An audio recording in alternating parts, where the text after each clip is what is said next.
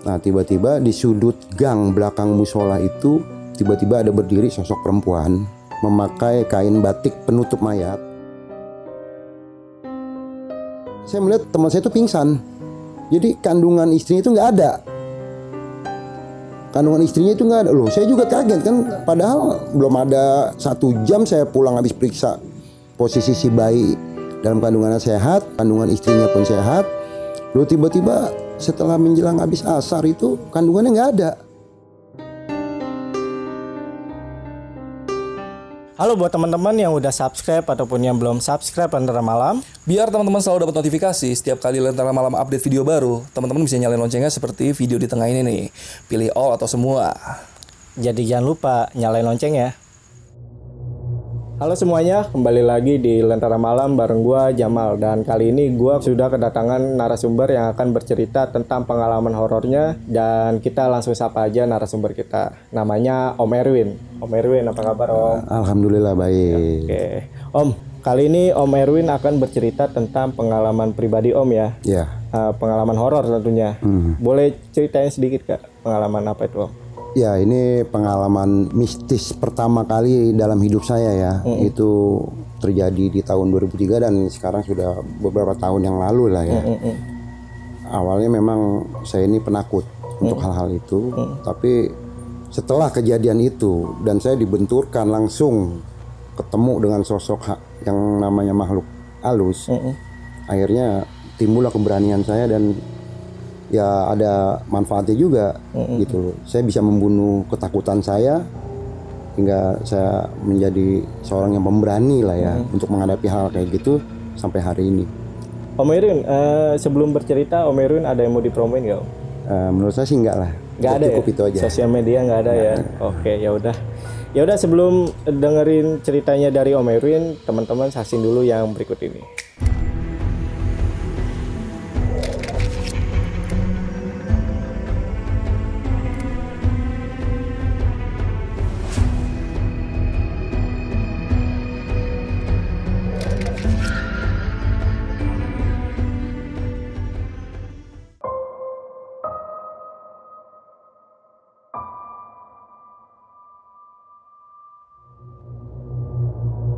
Oke, assalamualaikum warahmatullahi wabarakatuh. Dan di sini saya ingin berbagi kisah atau cerita pengalaman yang pernah saya alami.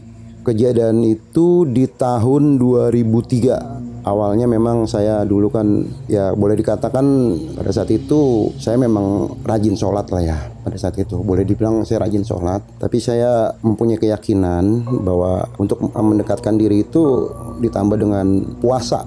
Hingga pada suatu hari saya ngobrol dengan ustadz saya yang ada di musola itu untuk menyarankan soal puasa Senin Kamis. Oke, saya coba, saya kuatkan diri, saya merasa nyaman, tapi saya ingin menambah lagi kenyamanan itu. Hingga akhirnya saya mengambil keputusan untuk puasa setiap hari. Memang usia saya gitu itu masih muda sih, tapi untuk tingkatan itu mungkin kalau boleh dibilang belum cukup umur untuk menjalankannya. Ya mungkin bisa dibilang seperti itu. Tapi saya coba gitu loh. Saya nekat, saya coba.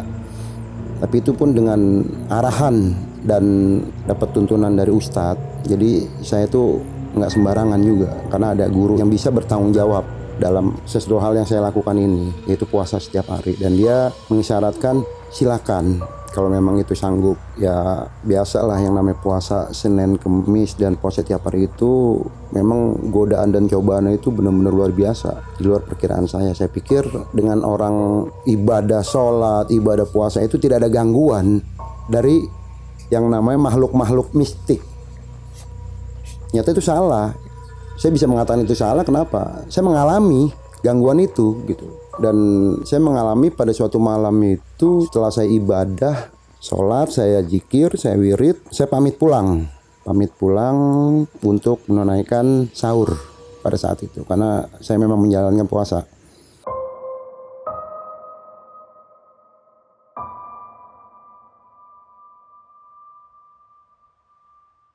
Saya izin, saya pamit sama ustadz saya dan selama bertahun-tahun saya sama ustadz saya itu tidak pernah mendengar kalimat hati-hati.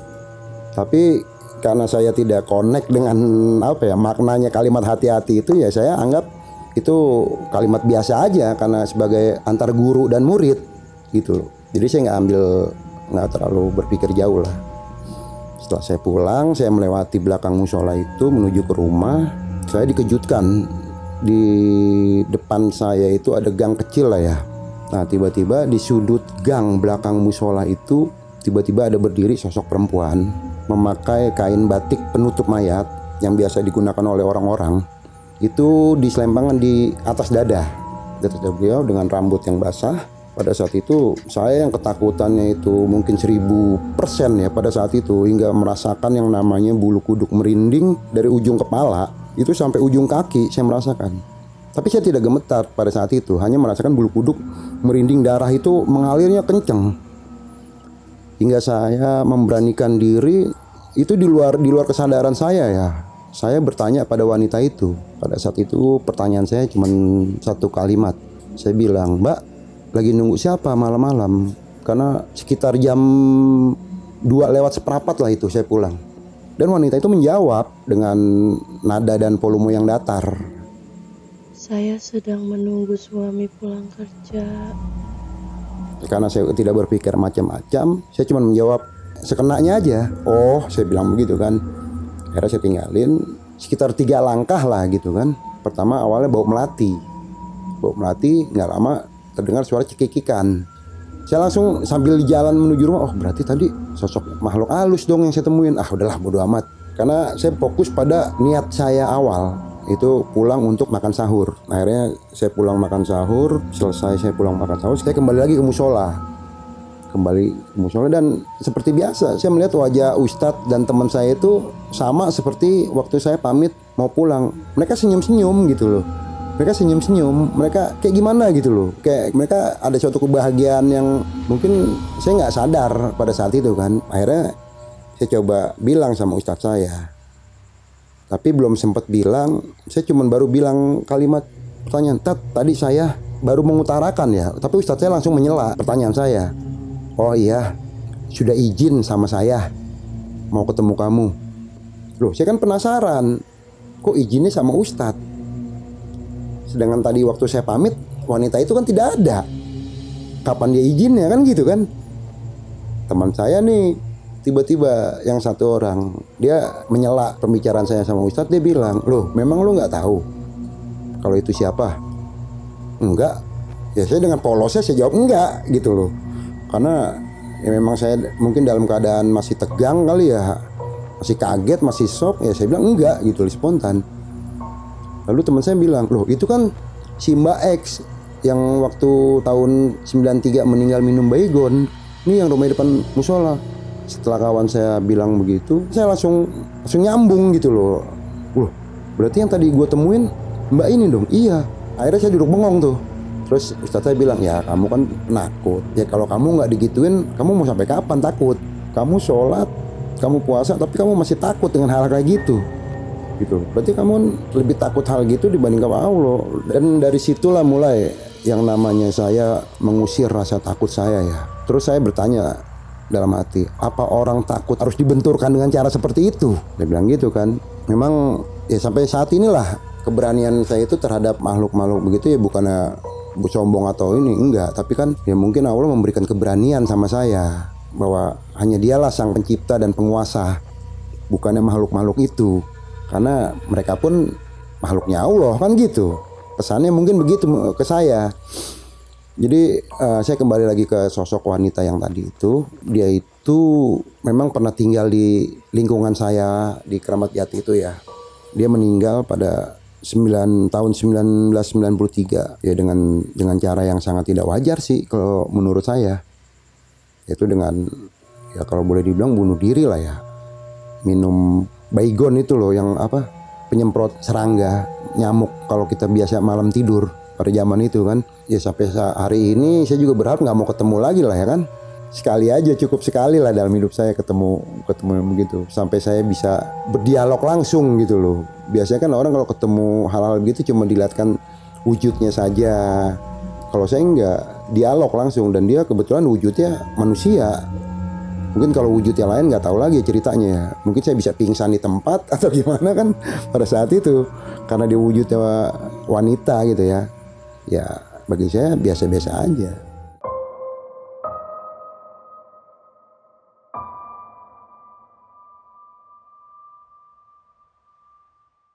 Ada lagi kisah saya yang sangat benar saya alami dan ini di luar nalar saya dan kawan-kawan. Pada saat itu kawannya istri saya itu mengalami hal-hal yang di luar logika orang-orang manusia biasa lah. Entah kenapa, saya nggak perlu menyebutkan namanya ya, Mbak X saja lah saya sebut ya. Itu kejadiannya itu pada saat itu di daerah Kramat Jati sekitar tahun 2004, 2000 berapa lah, 2004-an, 2005-an gitulah. Dia mengalami hal-hal yang aneh lah menurut saya kan. Kawan saya itu meminta antar saya untuk memeriksakan istrinya ke dokter kandungan. Kebetulan waktu itu kan masih ramainya di puskesmas kelurahan lah ya, dokter kandungan, karena satu mahal dan ekonomi kawan saya juga nggak mewah-mewah banget. Jadi hanya bisa standarnya di puskesmas saja kan gitu. Diagnosa dokter kehamilan dinyatakan hamil.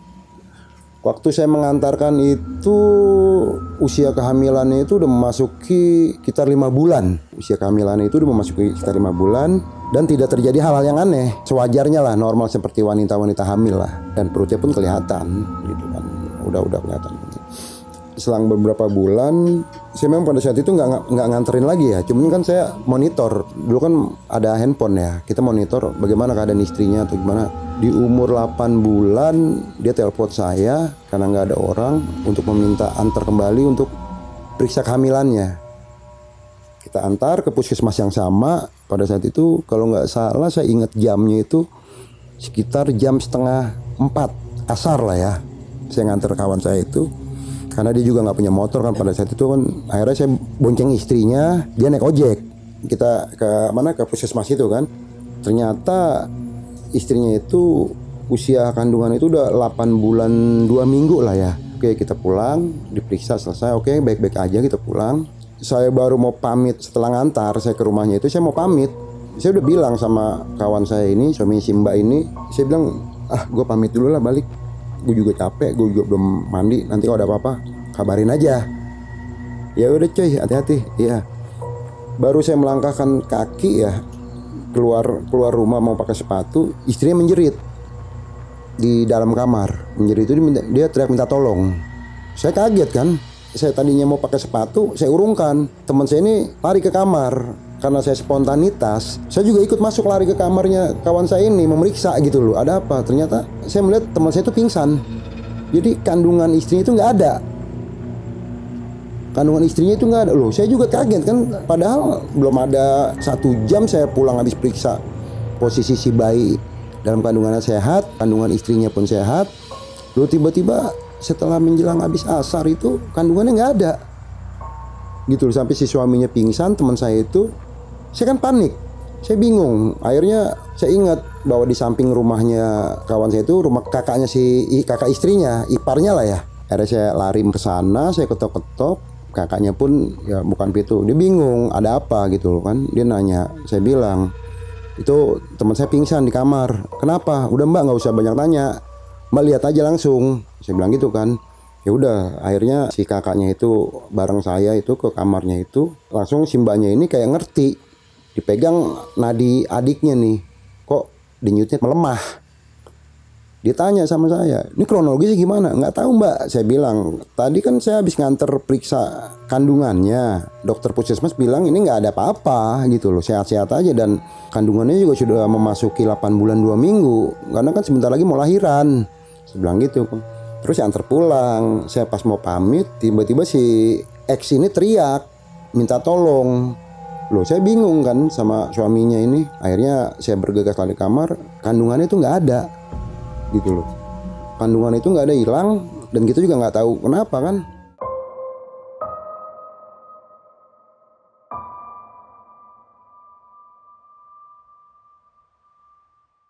Mbaknya itu, yaudah kamu tunggu sini.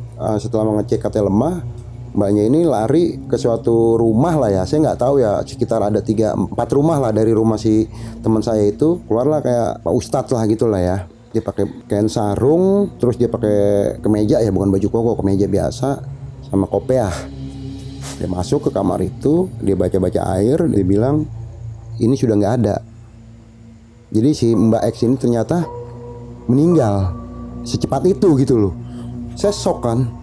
Terus si kakaknya Mbak X ini menanyakan ke Pak Ustadz ini, perutnya ini kemana? Yang hamil tadi. Akhirnya dibaca-bacain apa. Teman saya ini yang tadi pingsan bangun. Pingsan lagi dia.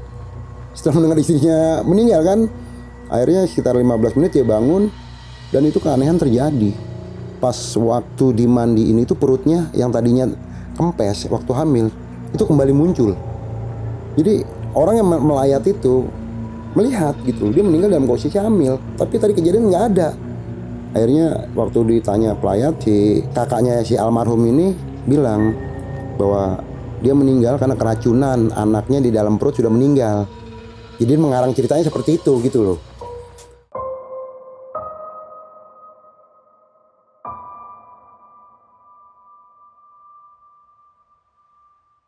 Saya tuh akhirnya nggak jadi pulang. Saya ikut mandiin permintaan kakaknya karena biar apa ya? Biar cerita ini tidak panjang di masyarakat. Akhirnya jam 5 lewat ya. Itu langsung dikubur hari itu juga. Jadi untuk menutupi aib. Kita kubur, saya ikut ngubur. Akhirnya saya pulang, saya izin pamit pulang. Cuman teman saya bilang, nanti malam tahlilan datang ya. Oh ya, nanti gue bilangin kawan-kawan yang lain. Datang. Biasalah kita kan kalau yang namanya orang meninggal tuh ada tahlilan 3 hari gitu kan ya, 7 hari. Terus kadang-kadang diselingi dengan apa ya, membaca Al-Quran ya. Setelah tahlilan langsung dilanjut Al-Quran 3 hari atau 7 hari. Teman saya ini kan meminta tolong saya dan kawan-kawan untuk membaca Al-Quran sampai hatam lah ya. Tapi teman saya yang si suami yang almarhum ini ngambil, udahlah nanti baca Qurannya di 3 hari aja sampai 7 hari. Jadi biar kawan-kawan juga nggak terlalu capek begadangnya gitu kan. Kalau dari hari pertama ke 7 hari ya kita badan pasti pada sakit-sakit juga kan yang ada gitu kan. Akhirnya kita sepakatin begitu, oke, kita sanggupin sama kawan-kawan. Dan kejadian mistik itu di hari ketiga malam keempat. Setelah habis pembacaan tahlil di rumahnya, jamaah pada pulang, kita ini sekitar 7 orang, kita nggak pulang sebagai kawan, kita nemenin. Dan teman itu udah nyiapin Al-Quran ya, sesuai dengan kesepakatan bahwa kita akan membacakan Al-Quran sampai hatam. Mau sekali, mau 2 kali gitu kan. Sehatamnya kita lah. Pada saat habis tahlilan, selesai setengah 9, biasalah kita ngopi-ngopi, ngerokok kan. Ngobrol-ngobrol sambil menghibur kawan yang sedang kena musibah pada saat itu ya. Lalu kita rencana rembukan, ya udahlah mulai yuk kita baca Qurannya. Oke, mulai. Kita masing-masing ngambil wudhu. Sambil wudhu kita baca Al-Quran. Dan pada saat baca Al-Quran itu kita ambil posisi masing-masing.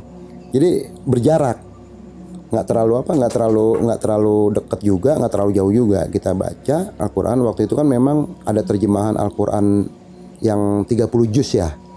Jadi juz 1, juz 2, satu buku kan ada tuh yang dipisah-pisah kayak gitu. Jadi oh ya lu juz 1, lu juz ini. Kawan-kawan begitulah, biasalah. Kita baca, pas kita lagi di pertengahan baca Quran itu, oh ya kebetulan kan rumahnya itu kan rumah Betawi banget ya. Jadi yang di atasnya itu nggak ada platform pada saat itu, jadi langsung tembus. Jadi apa ya, kerangka baloknya rumahnya itu kelihatan gitu loh. Kalau model rumah Betawi kan dulu begitu, dia nggak ada yang namanya platform gipsum atau apa, nggak ada dia dulu kayak gitu. Dia los begitu. Tiba-tiba saya dicolek sama kawan saya yang mungkin jaraknya setengah meter lah. Dia bilang, lu denger gak ada yang nangis? Ah, perasaan lo kali. Orang kita lagi ngaji bareng-bareng. Oh iya kali perasaan gua, kata temen kan gitu kan. Baca lagi, tuh, lu denger gak ada yang nangis? Oh iya, gua denger.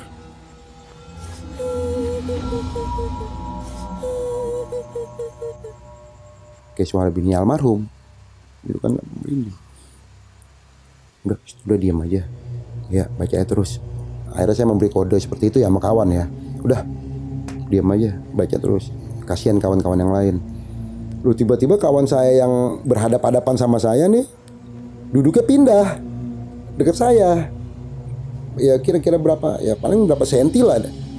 Dia pun nyolek saya. Lu denger gak ada suara nangis? Iya sih gue denger dari tadi. udah fokus aja. Yang tadinya kita duduk berjauhan waktu baca Al-Quran itu, tiba-tiba nih entah kenapa seperti ada yang komandoin gitu loh. Yang dari kanan merapat, yang dari kiri merapat, dari depan pun merapat. Akhirnya kita satu titik nih, pada ketakutan. Jadi suara itu makin kencang. Kita kencang baca Quran, suara rintihan itu, nangis itu makin kencang. Kita pelan, dia pelan. Jadi yang saya bingung ini, suara rintihan itu mengikuti alunan nada ngaji kita.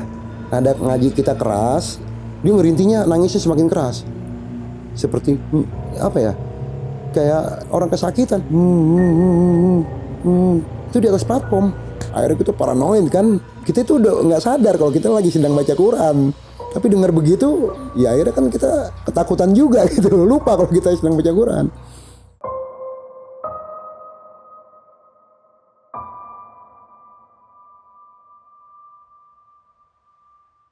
Di saat kita lagi ketakutan begitu, duduk saling merapat, tapi tetap kita baca Quran. Akhirnya udah stop dulu baca Qurannya. Pengen tahu suara ini muncul nggak? Suara itu pelan, sayup-sayup. Suara nangisnya pelan, sayup-sayup. Di atas platform. Pas kita lagi bingung, lagi panik. Pada saat itu kejadian 3 harinya itu kebetulan malam Jumat. Kakaknya dia itu lari dari kamar. Lari dari kamar nubruk kita. Karena kan kalau model zaman dulu kan kamar itu cuma ditutup pakai hordeng. Nggak ada pintu, pakai hordeng aja. Dia lari nubruk kita. Kita kaget. Saya bilang, "Kenapa, Pok?" Itu di jendela. Dia lagi diri. Loh, kita makin kaget dong, makin panik. Akhirnya teman saya cerita, "Iya sih, tadi apa ya? Kalau tempat pemandian tuh zaman dulu, kalau orang Betawi bilang kan balek ya, yang ada kasur tapi pakai papan, tapi tidak pakai kasur, hanya tinggal rangka ranjangnya dari kayu sama papan itu. Ternyata papan itu yang bekas mandiin dia ada di pojokan, di luar kamar dia ditaruh, nggak dipindahin gitu loh. Itu ada di jendela, jelas banget mukanya sambil nangis. Kakaknya bilang begitu, panik dong kita. Nggak sadar kita keringat dingin, padahal kita lagi baca Quran sampai segitunya gitu loh kita ketakutannya. Jadi gimana nih? Ya udah kita tunggu subuh aja di sini. Sepakatan kita melek, kita nunggu subuh ya. Karena nunggu pagi kan orang-orang, biasa orang tua zaman dulu kan subuhnya udah pada bangun kan. Artinya udah banyak lah kan orang-orang yang melek. Tapi suara itu hilang pas di jam, saya ngeliat jam itu jam 4:40 pas menjelang subuh tahrim. Suara nangisnya itu hilang. Pas pagi subuh itu kita pamit pulang karena kita juga udah lelah ketakutan di situ kan. Hari kita pamit pulang sama temen. Nah kita ke musola. Waktu itu kita sholat subuh di musola kita di Kramat Jati. Setelah sholat subuh, saya coba sempatkan ngobrol sama Ustadz saya itu. Saya minta tolong sama Ustadz. Saya ceritain kronologisnya. Terus dia bilang, ya sudah, nggak apa-apa. Besok kamu Quran baca aja. Udah nggak ada kok godaan itu.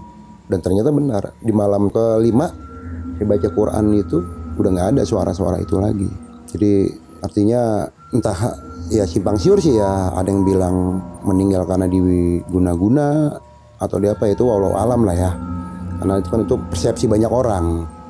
Cuman kalau saya mengambil hikmah dari kejadian itu, dari saya di cerita awal, cerita kedua, bahwa itu menambah keimanan saya terhadap Allah lah ya. Artinya bahwa mereka pun ternyata ada, makhluk gaib itu ada dan tidak bisa kita kesampingkan. Artinya mereka pun bagian dari ciptaan atau makhluk Allah juga.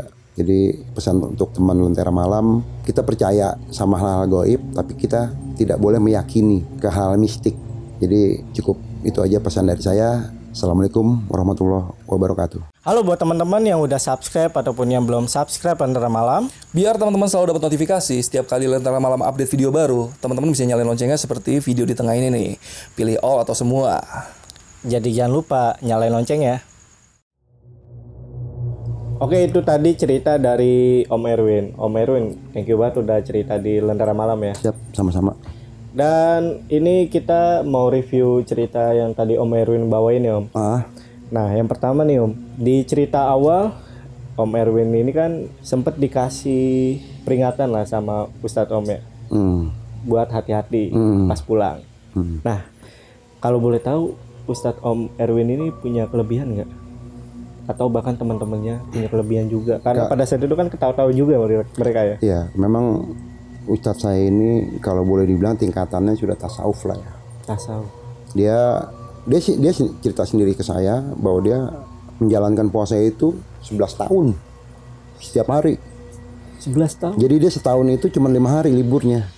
Hari raya Idul Fitri sama Idul Adha, tasyrik itu nggak boleh. Haram hukumnya kan kalau puasa. Iya. Kelebihnya dia puasa 11 tahun.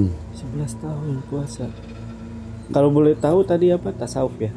Udah tingkatannya. Tasawuf. Itu kalau boleh tahu boleh dijelasin nggak itu apa sih, tingkatan apa sih? Ya kalau lihat kehidupan dia ya, dia itu tidak pernah, pokoknya orangnya benar-benar apa ya, lurus gitu loh. Bahkan untuk ngomongin orang aja nggak pernah. Jadi yang saya perhatikan dalam kehidupan dia nih, tingkatan iman dia nggak mencari dunia, tapi dunia yang mencari dia. Bahasa kasarnya begitu. Artinya rezeki nih, dia datang sendiri, dia nggak mencari. Memang selama ini kan dia rutinitas dia tuh ngajar dari rumah ke rumah, ngajar ngaji Al-Quran, pengenalan huruf-huruf. Ya itulah, hanya itu aja aktivitasnya dia. Oh, oke. Jadi itulah yang dimaksud dengan tingkatan tasawuf ya. Kalau tingkatan tasawuf itu kan keimanan seseorang. Bukan dari segi ngajar-ngajinya atau apa, tapi tingkatan keimanan seseorangnya itu. Biasanya orang begitu sudah nggak memikirkan dunia. Gitu. Tapi dunia yang mencari beliau ya. Dia pikirnya udah langsung ke sana, udah fokus. Oke, ini untuk selanjutnya Om, tentang sosok wanita yang tadi Om Erwin temuin nih. Ada gak sih warga-warga sekitar juga yang kena teror seperti Om Erwin? Jadi bukannya teror ya. Kalau teror itu kan kategorinya lebih diganggu ya. Tapi kalau ini kan memang ada waktu itu kejadian 94 lah ya. Apa 9 sekitar 95-an gitulah ya. Ya ada orang tua itu yang ditemuin dia juga. Cuman kan yang ditemuin itu sudah meninggal juga. Gitu. Dengan sosok yang sama ya. Iya. Tapi tempat yang berbeda. Pada saat itu ceritanya si almarhum yang ditemuin ini, dia lagi berdiri di depan pintu rumahnya kalau waktu itu. Oke. Jadi dia langsung berdiri di depan rumahnya. Ceritanya seperti itu. Oke, ini untuk lanjut nih Om. Untuk cerita yang kedua dari Om Erwin ya. Om, waktu wanita yang hamil tadi itu, terus tiba-tiba perutnya hilang atau kempes ya. Itu ada gak ditemuin sesuatu yang keluar dari tubuhnya gitu Om? Darah atau cairan apapun? Oh nggak ada. Bener-bener nggak ada.